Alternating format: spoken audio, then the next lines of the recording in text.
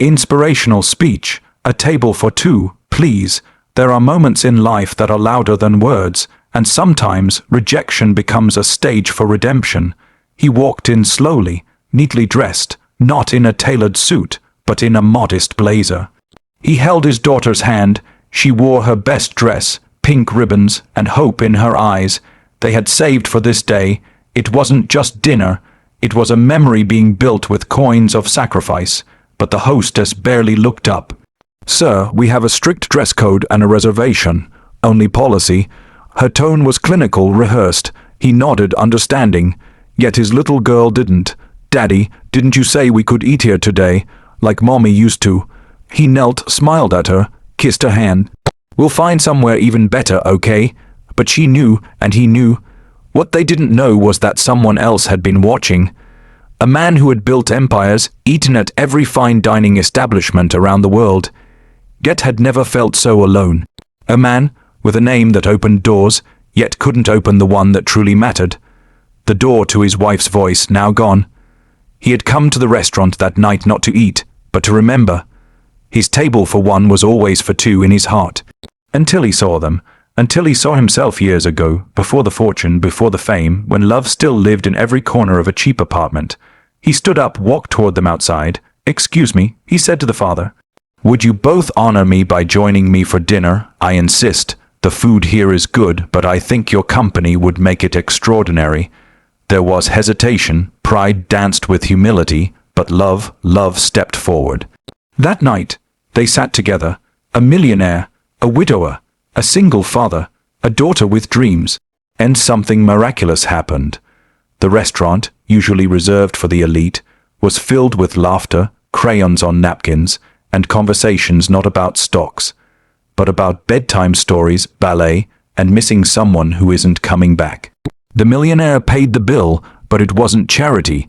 It was a transaction of the heart. He gave kindness, they gave connection, they were all richer for it. Educational message life teaches us in moments we often overlook. You may have everything and still feel empty, or you may have little, yet carry the kind of wealth that can feed souls. Don't judge too quickly. The man in simple clothes may be a king of love. The child beside him may be the only reason he wakes up. And when you can, be the person who makes room at your table, because someday you'll need someone to sit at yours too. Kindness doesn't cost, it returns. And sometimes a table for two is all it takes to feed three broken hearts. The value of dignity over status is a profound lesson often overlooked in our fast-paced, image-driven world.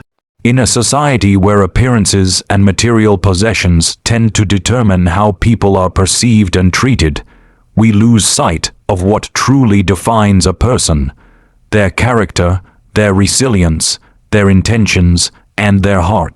Dignity is not about the car someone drives, the clothes they wear, or the number of zeros in their bank account. It is about the quiet strength someone shows in adversity, the grace with which they navigate rejection, and the respect they extend to others regardless of their background. And often, the people who embody the greatest dignity are those who have had to fight the hardest for even the smallest things. Consider the man who walks into a luxurious space, not flaunting wealth, but holding the hand of his child with pride. He may not wear designer labels or boast an expensive watch, but his posture, his eyes, and the way he shields his child from disappointment show something more refined than any luxury brand could offer. That is dignity. It is silent, unshakable, and deeply human. When someone is turned away because they don't look the part, we are not just rejecting their appearance, we are dismissing their story, their journey, and their humanity. Children are particularly vulnerable in these moments. They learn not only from what we say, but from what we do. When a little girl sees her father being denied a seat at a table, she is not just witnessing an instance of exclusion, she is absorbing a message about worth, class, and where she does or does not belong. However, when that same father kneels down to reassure her with love in his voice, when he chooses not to make a scene, when he lifts her spirit with his calm strength, she sees a different message. She sees that dignity means holding your head high even when the world looks down on you. That message can shape the rest of her life. On the other side, Those who uphold social status as a measure of respectability are often unknowingly impoverishing themselves. They miss the chance to meet extraordinary people who may not shine on the surface but burn bright inside. A single father might not have wealth, but he possesses patience, sacrifice, and relentless dedication, qualities that money cannot buy. When we look beyond the exterior, we discover the rich tapestry of human experiences that inspire us, teach us, and remind us of our shared vulnerability. Dignity over status also challenges us to reconsider the spaces we create in our society. Are our restaurants, schools, workplaces, and communities welcoming only to those who fit the mold? Or are they places where the soul is seen before the shoes? Every time we choose inclusion over exclusion, every time we make room at the table for someone who doesn't look like they belong by society's narrow standards, we create a more compassionate and truthful world. True strength lies in those who maintain their self-respect in the face of disrespect. The single dad who refuses to let rejection define him. The child who learns to smile again because her father protected her innocence. These are quiet heroes. And the man who extends a hand to lift someone up, who uses his influence to amplify kindness rather than ego. He demonstrates that real prestige is not worn, it is lived. When we begin to honor dignity over status, we begin to see each other not as classes or categories, but as people, with stories, with grief, with dreams. We begin to teach the next generation that they are enough, regardless of what they wear or own. And most importantly, we begin to heal the hidden wounds caused by years of exclusion and judgment. The heart recognizes what the eye often misses. And when dignity walks into a room, it needs no spotlight. It simply needs a seat at the table. Parenting as a silent sacrifice is one of the most profound truths in life, especially when it comes to single fathers who often remain in the shadows of appreciation. Society tends to overlook them, framing caregiving as something more naturally expected of mothers, while fathers are often cast as providers alone. But when a man takes on both roles, provider and nurturer, protector and comforter, he becomes a quiet warrior navigating a battlefield that few truly understand. He doesn't wear his sacrifices on his sleeve. He doesn't announce his exhaustion. He simply keeps going because his child needs him to. The world rarely pauses to see the father who wakes up before dawn to pack lunches, who checks homework at night with tired eyes after a long shift, or who learns how to braid hair or sew a costume because his child asked him to. He does not complain when he cancels plans, skips vacations, or eats less so that his daughter can have more. His reward is not public praise or applause. It's the quiet smile of his child, the soft "I love you, Daddy," whispered just before bed. That's where his heart finds its rest, in the smallest moments of connection that most people miss. When a father loses his partner, the emotional toll is immense, yet the world expects him to carry on, to be strong, to not cry too loud or grieve too long. But behind that strength is a sea of silent struggle. He doesn't just miss his spouse, he fears failing their shared dreams. He worries about whether he can raise their child to be kind, confident, and whole. And yet, despite the fear, he shows up, every single day. He ties shoelaces with trembling hands and builds bedtime routines from scratch. He learns to be both the steady discipline and the warm hug. That balance is no less than a daily act of heroism. Parenting alone means giving up parts of yourself to build something better for someone else. The single dad may forego dating, rest, hobbies, and personal ambitions, not because he has to, but because he chooses to. He measures success not by career milestones, but by his child's laughter, their safety, and their growth. And when he is rejected or judged, perhaps for not being affluent, for not appearing polished, or for bringing a child into a place considered adult, it hurts. Not because of his pride, but because he knows how much it took just to get there. How many nights he worked extra hours. How many times he whispered encouragement to himself just to make it to the next morning. And still, he remains gentle. This kind of parenting is not loud. It is not always celebrated, but it is powerful. Every act of quiet sacrifice adds up to a future where his child feels deeply loved, seen, and supported. These fathers are not asking for recognition. They are simply trying to keep their promises, trying to give their children a life filled with joy, dignity, and love, even if it costs them everything. What makes their journey even more admirable is the grace with which they carry the weight. A single dad doesn't often have someone to come home to and vent his frustrations. His fears often remain unspoken. His dreams are quietly folded away in drawers behind more pressing responsibilities. And yet, he keeps going, he smiles through the pain, he keeps showing up. He is the embodiment of quiet strength. In a world quick to celebrate showy success, these fathers remind us that the greatest victories are often unseen.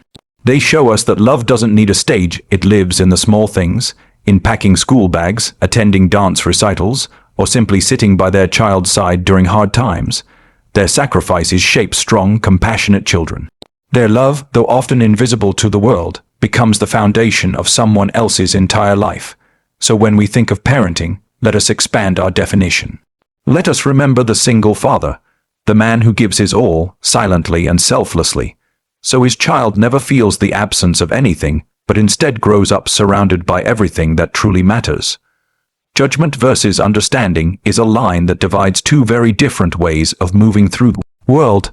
One is quick, reactive, often built on assumptions and surface impressions.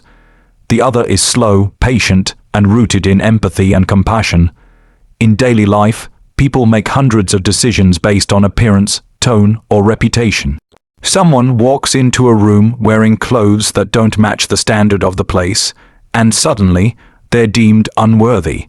A person speaks with a certain accent or hesitates when speaking, and instantly, conclusions are drawn about their intelligence or background. This is the nature of judgment. It's fast, shallow, and often unfair. Understanding, however, takes time. It requires effort. It asks people to look beyond the surface and to consider the story behind the moment. It means recognizing that everyone is fighting battles others can't see. When a single father walks into a restaurant holding his child's hand, dressed modestly, maybe even nervously, judgment sees an outsider. It sees someone who doesn't belong, but understanding sees something else. It sees love, effort, and courage. It sees someone who has likely sacrificed a lot to create this special moment for his child, someone trying to give them joy in a world that often doesn't make room for people like them.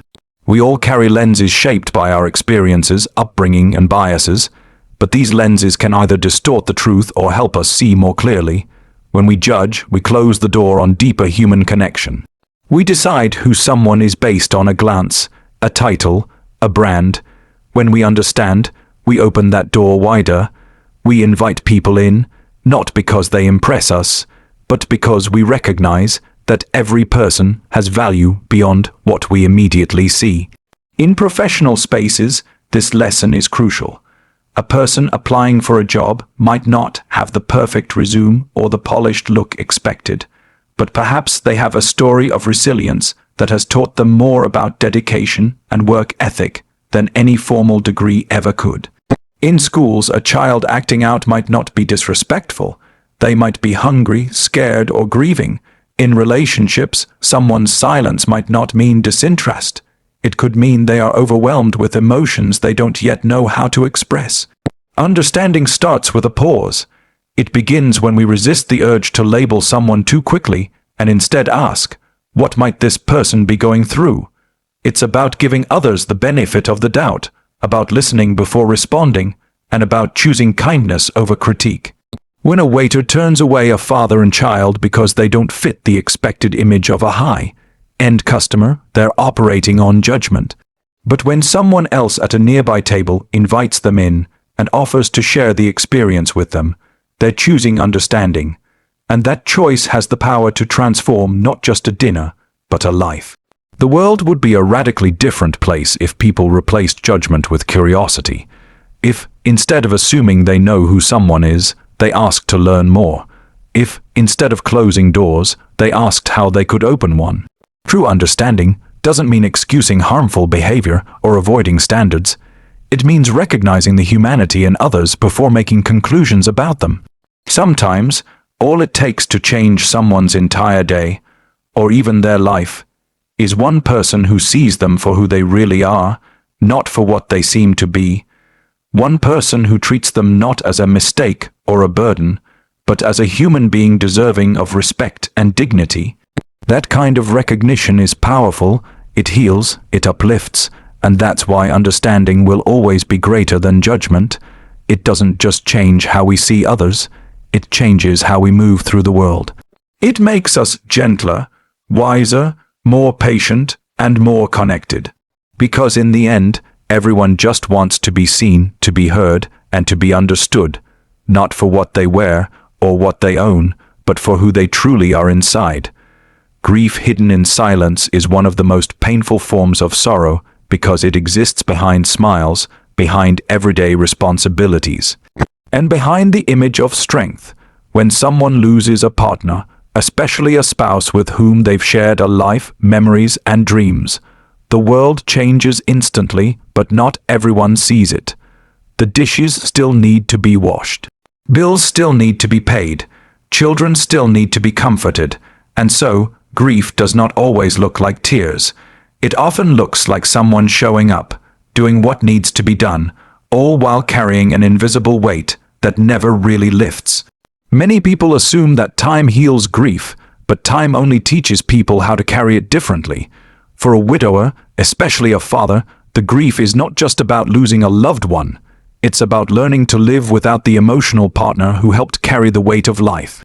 It's about facing birthdays, anniversaries, school events, and simple dinners without the person who made those moments whole. He becomes both the strong shoulder and the one needing comfort, but there's often no one to lean on. So, he buries the grief, not because it's gone, but because life demands he move forward. Grief in silence is especially common among men, who are often taught from a young age to be stoic, to stay strong, and to avoid vulnerability. Crying is seen as weakness, talking about pain is discouraged, and so, many widowers walk around with full hearts and empty words. They smile for their children, they work hard to maintain stability.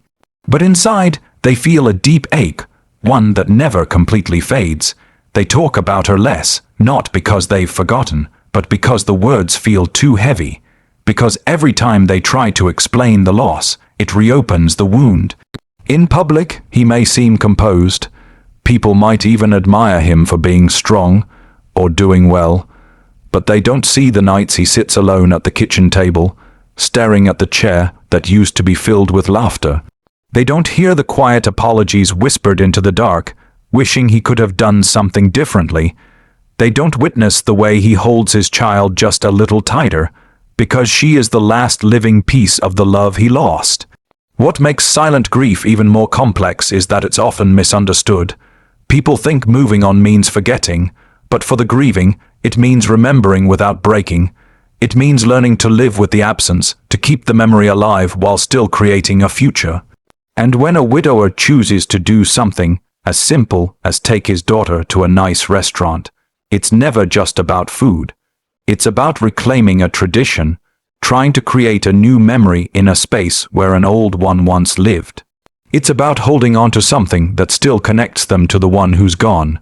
And when rejection happens in such a moment, when someone turns them away or treats them as less than worthy, it cuts deeper than most people realize. It's not just a denied reservation, it's a denial of a moment he fought hard to create, a moment that took strength, hope, and emotional courage.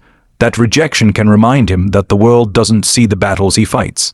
It can reinforce the loneliness he already feels. Yet even in that pain, many grieving people continue forward.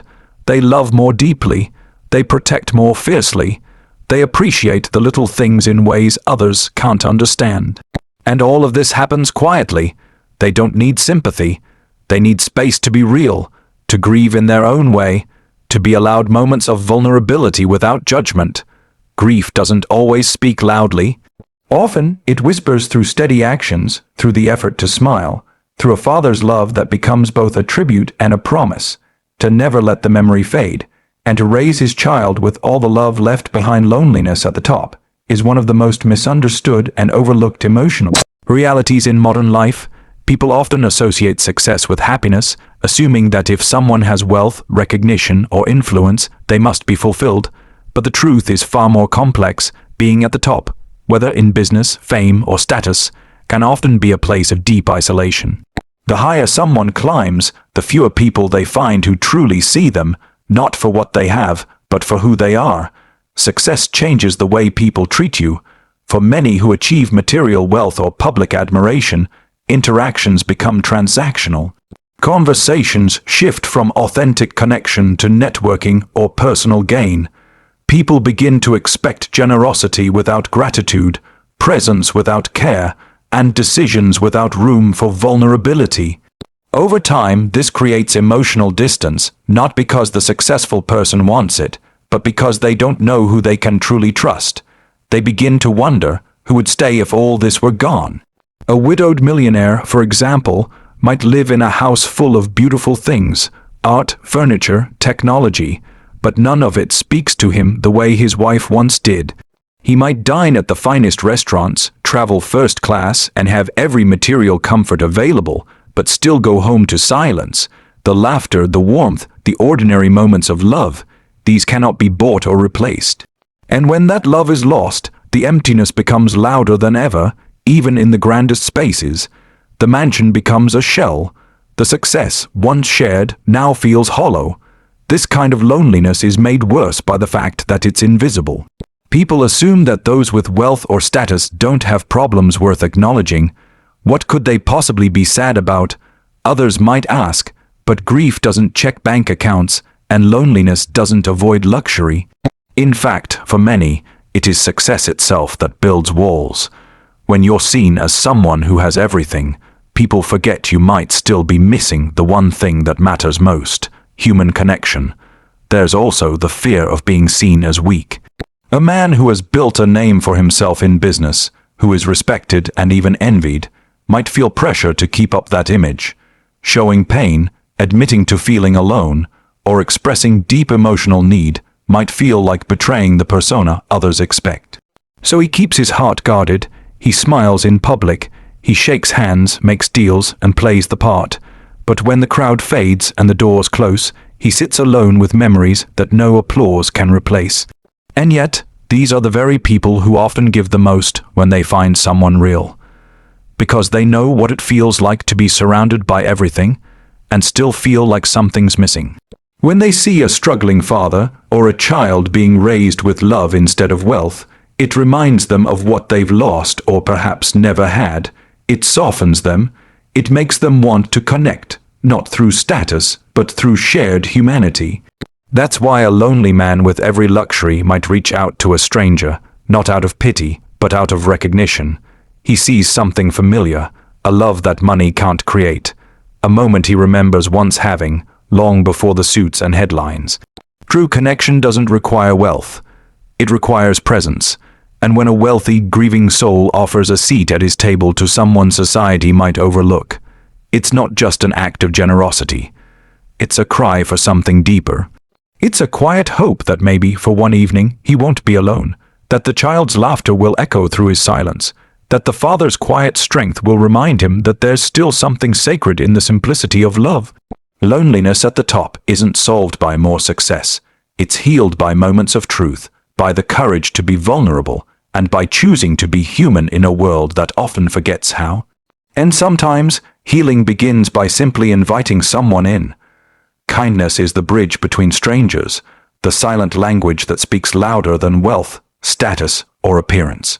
In a world often divided by assumptions, prejudices, and invisible lines drawn by society, one act of kindness has the power to cross all boundaries. It doesn't need to be grand or theatrical. It can be as simple as offering someone a seat, sharing a smile, or opening a door. Kindness doesn't measure what someone looks like or where they come from. It sees humanity first, and in moments when people feel rejected, unseen, or diminished, kindness becomes not just a virtue, but a lifeline. When someone witnesses unfairness, like a father and child turned away because they don't fit the image of a high-end place, It's easy to walk away, to stay silent. But choosing kindness in those moments means choosing to acknowledge pain and doing something about it. It means being the person who doesn't follow the crowd's indifference. It means standing in the gap and saying, "You matter." That simple gesture can restore someone's sense of dignity, even if just for a moment. It can change the emotional direction of a day, a week, or even a life. People underestimate the emotional depth that small kindnesses can reach. A child who sees someone show compassion to their parent will never forget it. That moment imprints on them a powerful belief that there are good people in the world, that love exists even outside the walls of their home, and that they are worthy of being seen. And for the parent, who might feel the weight of the world on their shoulders, kindness from a stranger is a breath of fresh air in a life that may feel suffocating with responsibility. It is the moment where they are no longer invisible. They are no longer alone. Kindness doesn't need an invitation or a perfect situation. Often, it is needed most when circumstances are messy, emotions are raw, and people feel undeserving. That is what makes kindness so radical. It enters when no one expects it. It shows up for the person who looks out of place, who isn't part of the in crowd, who has been told by the world they don't belong. And by showing up, it changes the narrative. It rewrites the ending. What's truly profound is how kindness creates a ripple effect. The person who receives it is often moved to pass it on. A millionaire who shares his table with a struggling father is not just offering a meal. He's offering warmth, humanity, and hope. And the father, touched by that gesture, may later do something equally compassionate for someone else. The child, watching all of this unfold, grows up understanding that the world can be kind, even when it's hard. This is how we build better societies, not through systems alone, but through daily, individual choices to care. It takes courage to be kind in a world that rewards indifference. It's easier to turn a blind eye, to believe it's not our place, or to assume someone else will do the right thing. But real kindness isn't passive, it's active. It notices the unspoken struggles. It listens when no one else does. It chooses involvement over distance. And when that kindness is given without expecting anything in return, it becomes pure. Sometimes the greatest acts of kindness are quiet. No camera, no applause. Just one person seeing another and offering what they can. Time, empathy, presence. Those are the moments that restore our faith in each other. They remind us that love doesn't need a title, compassion doesn't need credentials, and connection doesn't require status. All it needs is a heart willing to act. In the end, we may forget many details about people, what they wore, what they owned, what they achieved, but we never forget how they made us feel. That is the true legacy of kindness. It lingers in memory. It shapes character. It binds strangers into a shared story, and sometimes it all begins with a simple decision to welcome someone, to listen, and to say without words, "You belong."